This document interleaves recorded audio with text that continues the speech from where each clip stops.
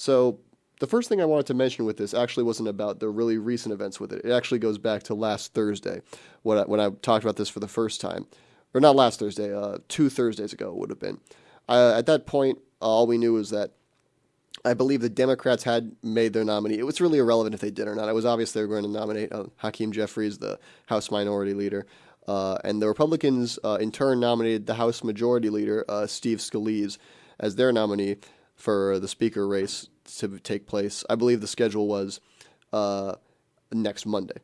So anyway, that's how that was scheduled by the time I talked about it last time. And I found out later that night, come to find out that it turns out that while this program was going, if I'm not mistaken, Steve Scalise announced he was dropping out of the race. From what I can tell, I wasn't technically incorrect in anything I said because by minutes, I believe, actually, a little less than 20 minutes, it was announced, or at least that's when I could find the earliest dated article about it, or at least article that had the date of not just the day, but what time exactly it was published. That was CNN, I believe, and so because of that, more likely than not, it would already been discussed in the House that he was dropping out. So technically, I was made out to be a liar that day. So thank you a lot. Thanks a lot, Steve. You made me look like a liar on the first broadcast here. But seriously, though, moving on from that, I thought it was interesting to see that because what we're doing is we're recapping, I guess, a bit since that Thursday, what's taken place. And that might seem like a lot of talking, but really it probably shouldn't be because things moved so slow during this entire process. It took 3 weeks, like I said, over 3 weeks to find a new Speaker of the House. When, I don't know, they could have condensed that down a little bit, probably to a week if they stuck at it, but we'll get to that later. So, moving on. So after Scalise dropped out, I don't know exactly. I believe it was actually the next day when they chose their next nominee for Speaker. I could be wrong on that, but it was the guy who came in second place on the first ballot. Jim Jordan, congressman from Ohio, was chosen as the new Republican nominee for Speaker of the House. Now, what happened with that was I was at first a bit surprised they nominated him, since I just know that he's. I guess I don't know what the correct terminology he would use would be, but on the MAGA end of the Republican Party, if that's what you want to call it, I was surprised that he would be nominated because I know just a lot of the, again, what you would call moderate Republicans, and that's again I said this in the last broadcast. There's really no 100% correct term. I mean, most of those Republicans, if you ask them, would call themselves conservative Republicans. They wouldn't call themselves moderate Republicans or MAGA Republicans or anything like that. So I don't really know what else to call them, but. Anyway, I figured that they would nominate Jordan just based on that fact that he was so different from them and that they just didn't think he could unite the party in any way. I thought that maybe they would think about that and not nominate him. But then, you look at the race, and I don't think any other prominent Republican stepped up to run against him. I mean, there was another Republican against him who got something, I believe 80 out of the 220 votes. The rest went to Jordan. So there was opposition to his candidacy, but at the end of the day, I just thought I was just surprised that no other Republican decided they wanted to enter the race. Other Republican who, quite frankly, would have a chance at winning wanted to enter the race. But anyway, moving on from that, Jordan became the nominee. And I'll be honest, I knew, and this isn't a big accomplishment, I think a lot of people projected this, I knew he most likely would not be elected Speaker when I saw that there was another ballot held by the Republicans, I believe cast anonymously in terms of it was not revealed which members voted which way, unlike the House vote on who will become Speaker, where it's all public and how everyone voted is on the record, where Jim Jordan won this vote, but by a 152 to 55 vote, only by that much, only by a little over 100 votes, which is not a lot even considering the fact that the House of Representatives has many less voters, obviously, than the United States populace, that he had 55 Republicans say they would not support him. Now, first of all, I thought it was kind of funny that they felt even the need to include a poll like this. I think it was kind of came from a place where, at this point, there have been two Speaker candidates who have been shut down. Kevin McCarthy, who, I mean, I guess not a candidate, but has been removed from office. And then Steve Scalise, who there wasn't even a vote on him. He just decided to drop out. So I thought it was a bit funny that they do this, considering I think at this point they knew that maybe not Jim Jordan's chances particularly are slim, but just finding any Republican who could get the votes was a slim prospect to find. So I thought it was a bit interesting that they wanted to do that. And I thought it was also interesting that you'd think that they'd want that on the record in terms of, because what all the time I feel like some of these like MAGA Republicans say is that they want it on the record how people vote so they know how to vote in November. Similar to how, if you remember, during the second Trump impeachment, if I remember correctly, it was 10 House Republicans who voted to impeach Trump. I believe there may be one or two exceptions. I think they're all out of office now because they were primaried, or maybe they were primaried and a Democrat beat them in the general.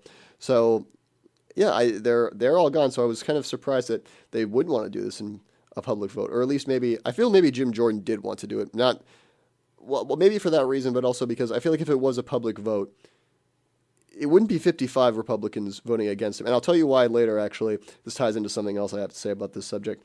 But there would still be more than 10, and I figure that a lot of them may be primaried and defeated in the 2024 House elections, but some of them would, I think that's a large enough number that some of them would stay, especially considering I don't know how many people voted against Jim Jordan's nomination there. I mean, I know some of the people that probably wasn't Kevin McCarthy, who endorsed Jim Jordan relatively quickly. I was a bit surprised to see that. I thought maybe he'd hold out a bit longer, but no, he didn't. He endorsed Jim Jordan relatively quickly, it seemed like to me, or at least you have to put things in perspective. I just didn't expect he would endorse him at all. I assumed he would actually be one of the Republicans who would just stay away and not endorse him, even though I did know that he voted for Kevin McCarthy in January 2023, and as well as, if I'm not mistaken, he voted to not remove McCarthy from the speaker position in this recent election. But anyway, back to Jim Jordan being the nominee. So I thought it was interesting that next we move on to the voting process on the House floor. Of course, it takes place over after the weekend. They all have to go home and take a break from the hard process of finding a nominee and convincing other people to vote for them. And I say that with some sarcasm. I don't think it's really that hard of a job compared to manual labor or anything like that. But there are 3 ballots held where Jim Jordan stands as the nominee, and not only did he lose them all, he lost support every time, which is something you might have known. But that's something where I guess it just shows how bad of a predictor I am at this kind of stuff, since I didn't think this would happen. I thought he would. I predicted he would not have the votes to win just based on that earlier poll where 55 House Republicans wouldn't vote for him. But I thought that he would at least pick up Republicans as the vote went on. But since apparently there was some sort of study conducted where I'm not sure how they determined this, since I don't think another poll was held, but that either Jim Jordan or I think someone in one of his allies claimed they picked up 20 Republicans who said they would not vote for Jim Jordan when it came time to vote in the House, who now said they would. So I predicted he would at least pick up every time. But I just thought there'll be at least 10 holdouts, I'm sure. At least 10 holdouts who would prevent him from getting elected speaker every time. There has to be, when there's that many people against him, and like how a lot of politics today are so sorely divided, the people who are against politicians, especially politicians who are either on the far right or the far left, at least in American politics. So people who are, very liberal Democrats or very conservative Republicans, I figured that their that those who are against them are going to be passionately against them. So I figured that there's at least 10 people, I'm sure, that will just never vote for Jim Jordan who are Republicans. But I was surprised to see he lost votes every time. So I just thought that was interesting. I thought he'd at least pick up on those 3 ballots. But anyway, I also noted this down, that the first ballot was October 17th. The second was October 18th, and the third was October 20th. And I kind of figured I had to write that down because even as someone who kind of follows this stuff somewhat closely, as you might be able to tell, it all just kind of meshed together at a certain point. I can't even tell when the votes were held. But my question was, why would you hold these votes days apart? I understand maybe if this was 3 years ago or whatever during the pandemic when the election wasn't called for 4 days or something like that, and it took a few days, 3 days, I think, it wasn't 3 days, that's my mistake, but it did take a day to count all the votes in the Georgia Senate race, or not even all the votes, just enough to declare winners, which that's not so unusual, but it still goes to show how slow the election voting in general and government was moving during that process, or during the pandemic. So I'm wondering, now that it's 3 years, and I don't want to say that COVID is over, but there are much less mask mandates. People have kind of moved back to how they were acting before the pandemic took place. So what's the point of holding these elections? First of all, one every day, and then second, having one take place 2 days later. I thought at first maybe it was because it was the weekend or something like that. I kind of forgot, what days these all were. But no, October 20th was a Friday, and before that, of course, was Thursday. So there really was no point to hold the votes days apart. Because by contrast, the first three ballots for this last time we went through this whole song and dance was all on the same day. They were all able to be done on January 3rd, the day that the new members of Congress were inaugurated. So I don't get what's the holdup here. Why couldn't you just do them one right after the other? I believe, I could be wrong on this, but I believe Matt Gaetz, to his credit, since some people in the Republican Party blame him as having brought all this about, he, I think, had that idea. We're just saying, the government should stay in Washington until a speaker's elected, and say whatever you want about him in any other regard. I agree with him on that. So I thought that was interesting that you can't I don't see what the whole reason is you can't hold these three ballots one right after the other the same day. I mean, especially at a time like this where the world is much more tumultuous in a way than it was January 2023. That might be kind of a general statement, but when you look at the things happening right now, especially the conflict happening over in Israel right now, you'd think that, and I know that's not, I think I said this in the first program, that's not something where the United States has declared a side in this conflict that we're going to be putting ground troops in and asking Congress to declare war and, sending over.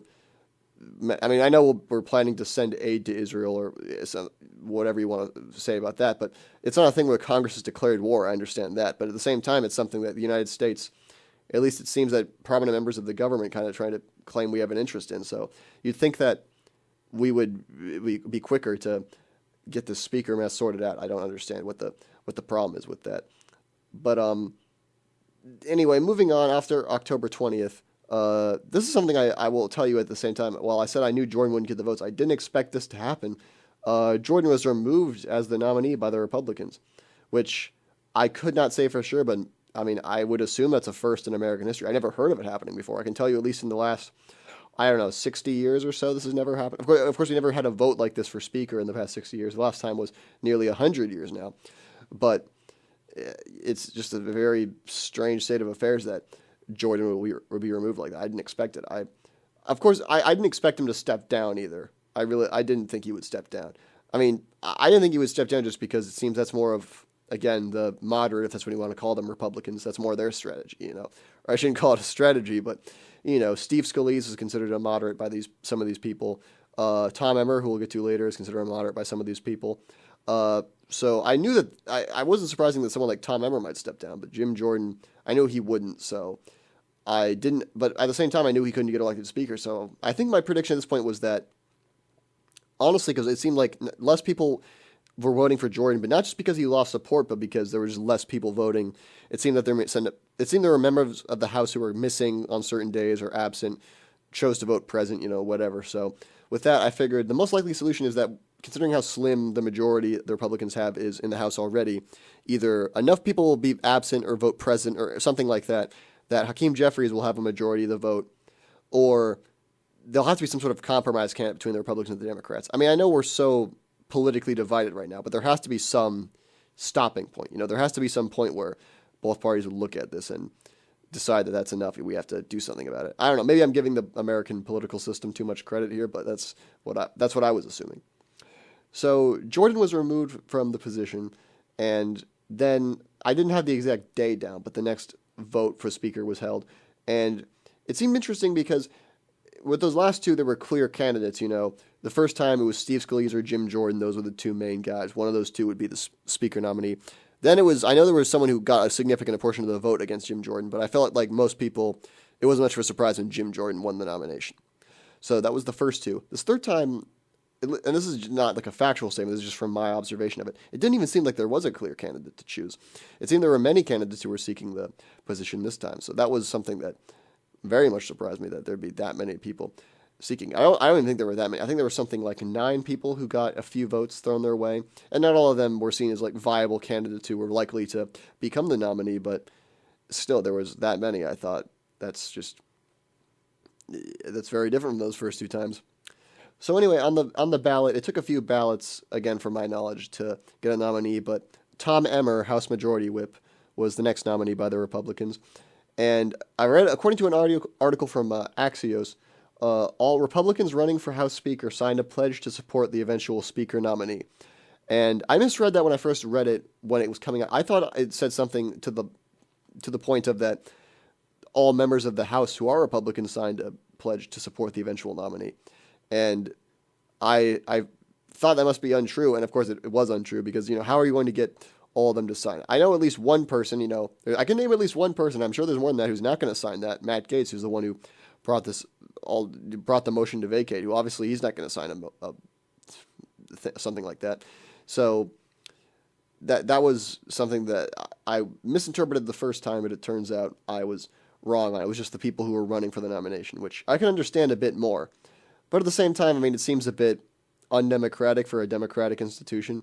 And I know they weren't forced to do that. It wasn't, at least to my knowledge. It was never reported that they were forced to do it. But I mean, no one put a gun to their head or anything. But at the same time, I thought that it was something that someone in the Republican cycle, I don't know who's in Republican leadership who would, if it even was someone in Republican leadership who proposed that, but might think about that. That might not be a good idea. But anyway, it still happened. And from my knowledge, they did all sign it. In fact, it says so that they did all sign it. So, that was a bit unusual, I'm sure. But this whole situation's unusual. So what is usual about this situation? So I thought it was a bit strange that they would be so afraid of some sort of dissent on the floor, but that's what they decided to do. So Emmer becomes the nominee, and after 4 hours, he drops out after Donald Trump's put on Truth Social. I don't know what the term is for a post on Truth Social. He posted on Truth Social. I don't know. I know that the retweet thing is retruthed, I think. So I don't know what the term is for posting on Truth Social because on Twitter or X or whatever, people still just say Twitter, so it's tweeted on Twitter. I don't know what it is for Truth Social, but now I'm just rambling at this point, so we'll move on from that. But he posted on Truth Social that he opposed Emmer's run for the speaker, and he called him, and I'm quoting from what he said, globalist rhino, and, quote, he never respected the power of a Trump endorsement. I don't know enough about Tom Emmer to say if either of those are true.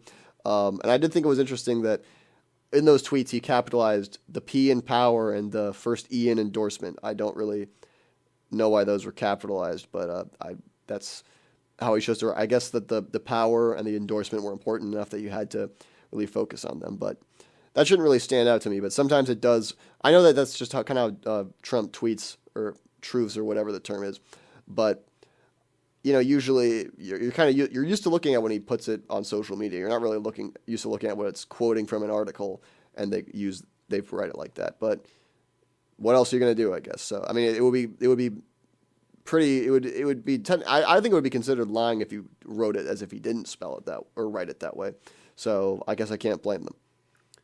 So I wasn't really surprised that after that he would drop out, which is maybe a few years ago would have seemed like a crazy statement, but I think most people realize it's kind of what would happen.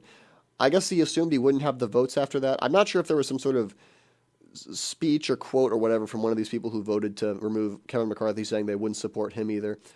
But it was clear, I guess, to him he didn't have the votes. So he decided to back down at that point. And I wasn't surprised. I was a bit disappointed since, and this is coming from someone who's not a Republican, so who's to say who they should nominate. He seemed out of the four, and we'll get to the fourth one later, the best candidate, I guess. I mean, I don't know. Like I said, I can't speak to if he truly is a globalist rhino or if he respects the power of a Trump endorsement. But I guess he seemed to me just personally the one who maybe the most pragmatic. I think, if I'm not mistaken, he had the most experience in the House of Representatives out of the four candidates. I know he definitely did more than Mike Johnson, who we'll get to later. I'm not sure about McCarthy and Jordan. He's the only one who I'm not exactly sure how long they've been in the House. But I believe he had the most experience. I could be incorrect on that, but it doesn't really matter much. So I'm not saying necessarily he was a great choice. I don't think, anyone that's been, I think it's fair to say that most people in government nominated for any office aren't necessarily a great choice, quote unquote. But he seemed like maybe he would have been a decent speaker. I can't really speak to that. But moving on, he dropped out. So at this point, I realized, okay, I think it's 3 strikes you're out at this point that I don't think anyone has the votes. Just plain and simple. There's one person who I realized I think had the votes at this point. And this is a conclusion I came to. And this is Trump. Trump himself, I think, was the one person who had the votes to become speaker. And the reason is because, okay, clearly, plenty of Republicans, moderate Republicans, don't think he's amazing or spectacular or anything like that. But I knew that MAGA Republican types like, Matt Gaetz or the people like that would vote for him. I mean, they're strong supporters of him. Of course they would vote for him. And that the so-called moderate Republicans, I think they would vote for him because, and I don't think there would be one person against, honestly, or at least maybe at first, but I don't think there'd be one person against just based on the fact that I think they're kind of afraid of him, to be honest. I think because say what you want, but it is true. I mean, Donald Trump, if he endorses a primary opponent to a candidate, they're probably done. I think that's the end. I don't think that it's possible for, I could be wrong on this, but I can't think of one time where a Trump primary challenger did not win against the Republican they were running as, at least in these like high profile races, if you want to call it that. Maybe there's times in smaller races where it's happened, or just races that were less remembered. But so I think, yeah, Donald Trump, if he ran for the speaker, and of course, yeah, the Democrats would vote as a block against him, or more, they'd vote for Jeffries. But I think he would have the votes. I think he'd have the votes to win. And I think I'm not saying I didn't think that necessarily this would ever come up.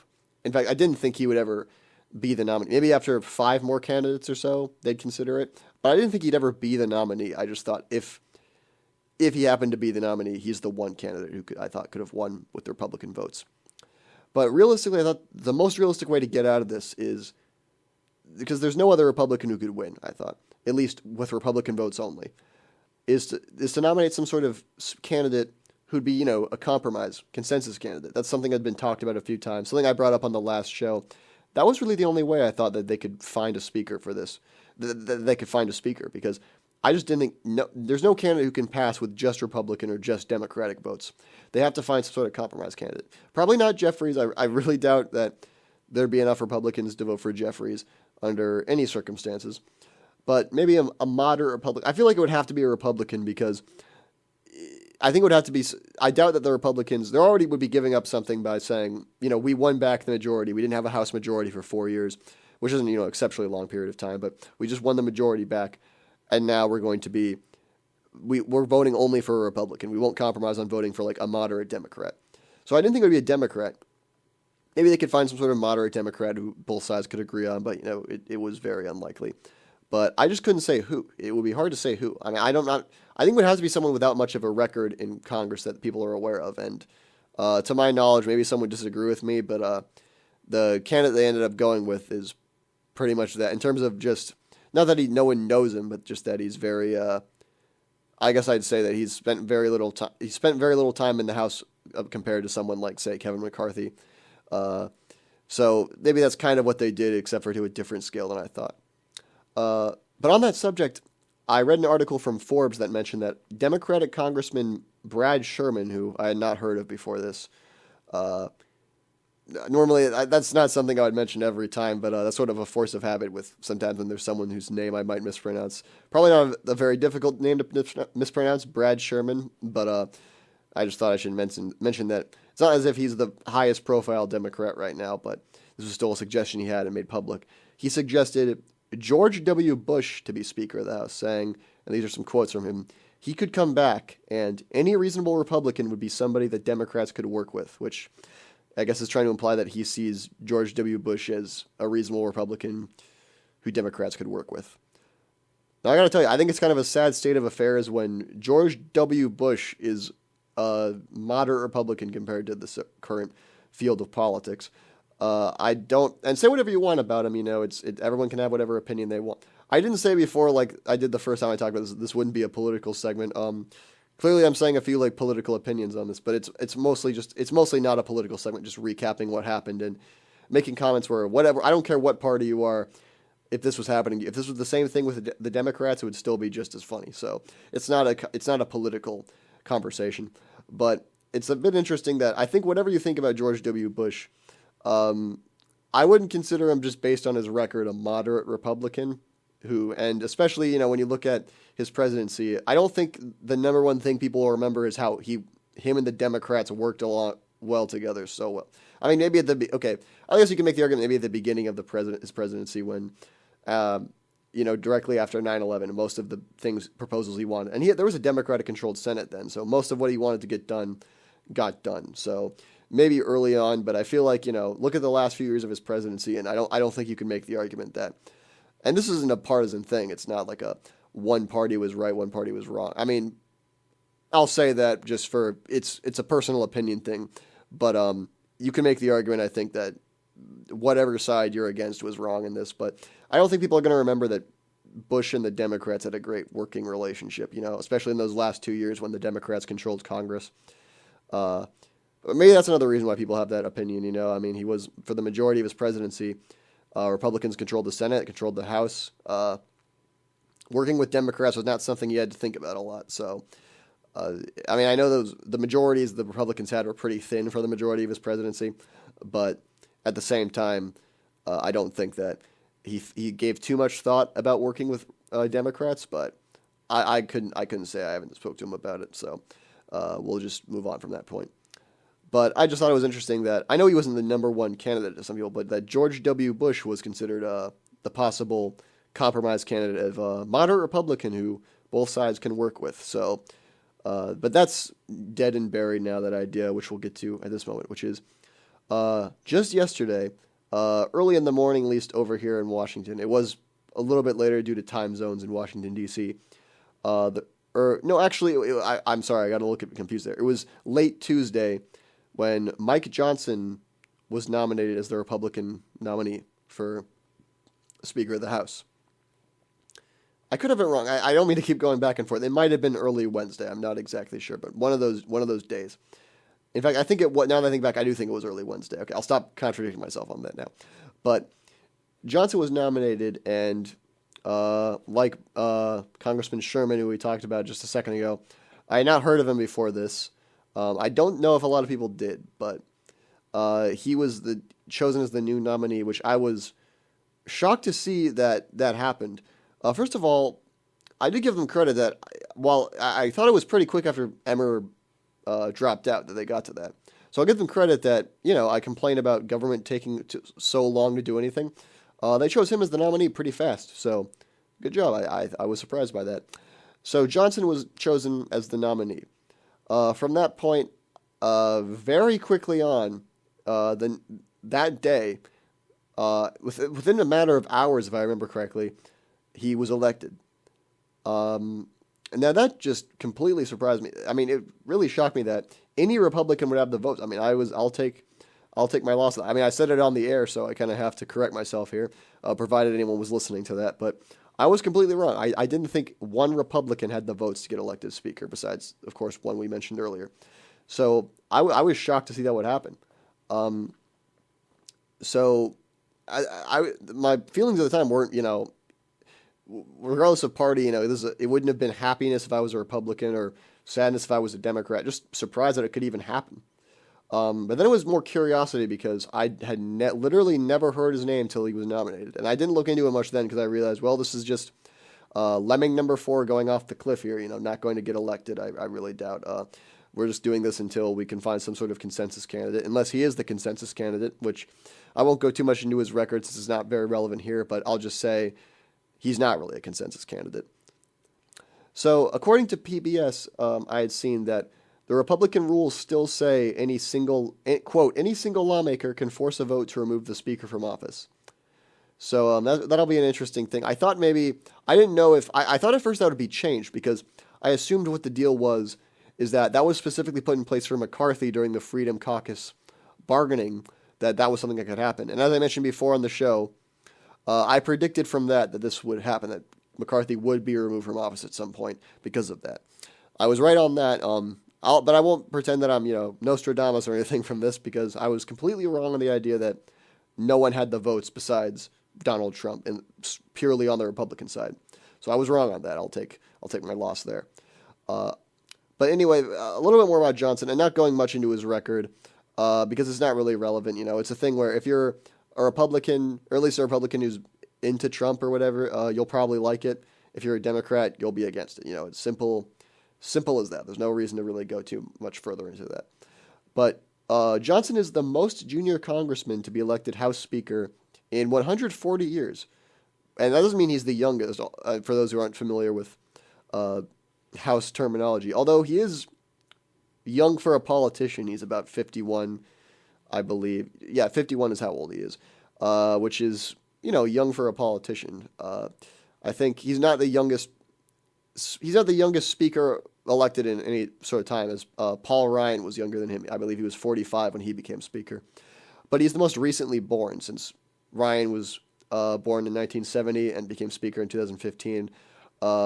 Johnson was born in 1972 and obviously became speaker yesterday. So he was the most recently born. But by most junior, I mean he's just spent the least amount of time there, which is something I think I mentioned a little bit earlier in this discussion. So it was interesting that he was chosen in that period of time, with that period of time having been in the House, and I was surprised. I mean, it's not like, I don't think it's essentially necessary that every Speaker of the House have served for, what would it be, at least 10 years or however long. I believe since McCarthy was in the House for 16 years before becoming Speaker. So it's not like they need to be in the House for a super long period of time. Although, if I'm not mistaken, Kevin McCarthy's tenure was relatively short for a new Speaker as well. But that's another point entirely. So I thought that was interesting that they would nominate or choose Johnson. I guess for some people, the shorter the record, probably the better as a candidate, because they have less stuff you can go back and fault them on. So maybe that was an appealing thing to any hardcore Johnson supporters, if that's what you'd like to call them. But so that's it. We have a new Speaker of the House, Mike Johnson. I would not say that he'll be removed from the office of Speaker. I thought it was very possible. I don't think he will. I don't think he's going. Well, I won't say I don't think he will, but I'll say I don't think he necessarily will, because a big proponent of his, or by big proponent I mean I looked up his Twitter account, and his most recent post was a tweet in support of him, was Matt Gaetz, the one who kind of brought this all to happen. So because of that, I just doubt that. Of course, Matt Gaetz won't be the one to do it, but I will say I will give Mike Johnson. I honestly think there are 9 months until at least there are comments made about forcing him to vacate the office. And any lawmaker can do it. So a Democrat could do it. I mean, will it pass if a Democrat does it? I doubt it, because the Republicans voted as a bloc to get him as Speaker. Even if the Democrats vote as a bloc to remove him, or even a few Republicans can even defect, and I don't know why they would, but vote to remove him as Speaker. It won't make a difference. He'll remain as Speaker. He can have as many as, I think it would be 4 people leave the party, which, okay, considering how large some House majorities have been in the past, that's not saying a lot, but he can have as many as 4 people leave the party, and he'll still get to stay as Speaker. So, it's not as if there's a large chance he'll be removed, but it could happen. So moving on from that, I just think a few just lessons from this whole scenario. I think from this we learned whoever gets the most votes, it doesn't need to be a majority. Whoever gets the most votes, they should just be Speaker. I mean, let's not let this happen again, okay? Whoever gets the most votes, let them be Speaker.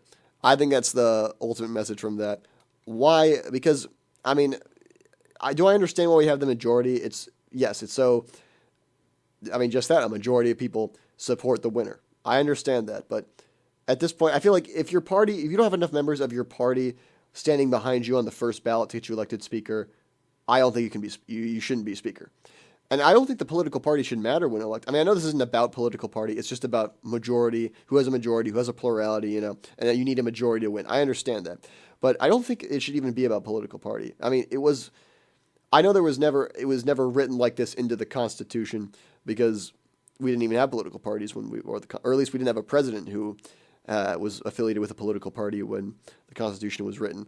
We didn't have a president, period, before that. But I don't think it should even matter about political party, because the Speaker of the House there was a time when it was mostly meant to be a non-political, non-partisan, whatever you would like to call it, role, where I think it was the House majority leaders who would get more involved in these political discussions. Now, I'd like to say since Newt Gingrich, but really I think Newt Gingrich popularized the idea, but really it's been before that. You can't completely blame him for this. It's been more and more a partisan role, where I think that there have been, at least since Newt Gingrich, and maybe it's not completely because of him. In fact, it's not completely because of him, but every speaker, maybe barring one, has taken on a much more political role.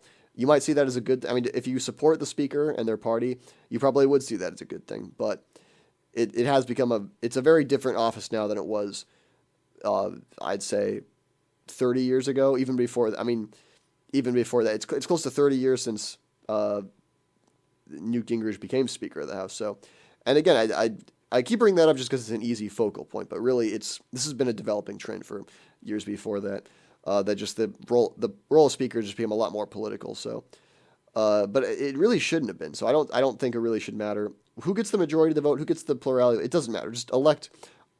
To avoid something like this, let's just pledge. Can we just elect the person who gets the most votes? You know, let's just switch to that system. I think that's a better system. Would that get? And by that logic, would Hakeem Jeffries have become the Democratic Speaker of a Republican House twice now? Yes, that would have happened. But again, it shouldn't be a political role. That should be a thing where we'd expect it more, at least in current Congresses like this, where the House is so close. The number of Republicans, the number of Democrats in the House. I think the last time it hasn't really been close is, I could be wrong on this, but before the 2018 midterms, maybe, when the Democrats won back the House, the Republicans had a somewhat, not a massive majority then, but a decent majority that was taken away by the Democrats picking up a lot of seats in those midterms. So since then, I think that they won a majority, but it was a relatively slim majority, where if there was hypothetically, had there been enough defectors in the Democrats in 2019 when Nancy Pelosi was voted to be Speaker, that wouldn't have happened either. So the point I'm trying to make is that we just elect whoever gets the most votes on the first ballot. I feel like that's fair enough, at least to avoid something like this again, you know. And I guess just the last question I have about this is, what did we take away from all this? Is there a big enough difference between McCarthy and Johnson for this to have been worth it? And that's not a question of me being sarcastic or trying to say they're the same candidate. People who are very strong supporters, someone like Matt Gaetz, who supports Mike Johnson, would probably completely tell you there are a lot of differences. So that's a question in earnest. What are the differences between these two? Like, what was this for? What did this achieve? What did we get out of this? Anything? Did we get anything out of this? I don't know. Maybe I guess that's a question for someone else, someone who maybe studies closely the differences between these two and could tell you exactly what they are. So that's it. The whole saga, I guess, is complete. We have a new speaker. That was 56th Speaker of the House of Representatives. And the country goes on, more or less, I guess you could say. And we'll see where this goes from here. So yeah, as I predicted, that was a relatively long discussion.